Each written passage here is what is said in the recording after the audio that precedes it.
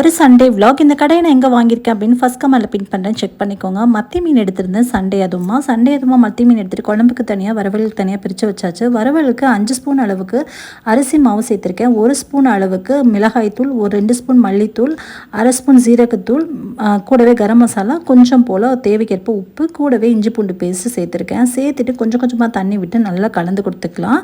நல்லா இந்த மாதிரி கலந்து எடுத்ததுக்கப்புறமா நம்ம எடுத்து வச்சுருக்க கழுவி வச்சுருக்க மத்தி மீன் 1 கிலோ இருக்குது. அதில் இந்த பேஸ்ட்டை ஃபுல்லாகவே நல்லா கலந்து கொடுத்துக்கலாம். கலந்து கொடுத்துட்டு கடாயை சூடுபடுத்திக்கலாம். கடாயை சூடுபடுத்திட்டு அதில் எண்ணெய் சேர்த்து கருவேப்பிலை போட்டு தாளிச்சதுக்கப்புறமா அது கூடவே மத்தி மீன் எல்லாத்தையுமே போட்டு பொரிச்சு எடுத்துக்கலாம். ஒரு பக்கம் குழம்பு கொதிச்சிருச்சு, அதுலேயும் மீன் சேர்த்தாச்சு. கூடவே இந்த பக்கம் பார்த்திங்கன்னா மீன் பொரியலும் ரெடி ஆகிடுச்சு, நல்லா ஃப்ரை ஆகிடுச்சு. இந்த கடாயில் பார்த்திங்கன்னா மண் கடாயில் எண்ணெய் ஊற்றினோட்டி பொங்கி பொங்கி வருது. அது என்ன காரணம்னு எனக்கு தெரியல. உங்களுக்கு தெரிஞ்சால் கீழே கமெண்ட் பண்ணுங்கள், நானும் தெரிஞ்சுக்கிறேன். நல்லா சீசனிங் பண்ணி தான் பண்ணேன், ஆனாலுமே கொஞ்சம் இது மாதிரி பொங்கி பொங்கி வருது. அது என்ன ஃபால்ட் அப்படின்னு தெரிஞ்சால் கமெண்ட்டில் சொல்லுங்கள். சாப்பாடு ரெடி, வாங்க சாப்பிட்லாம்.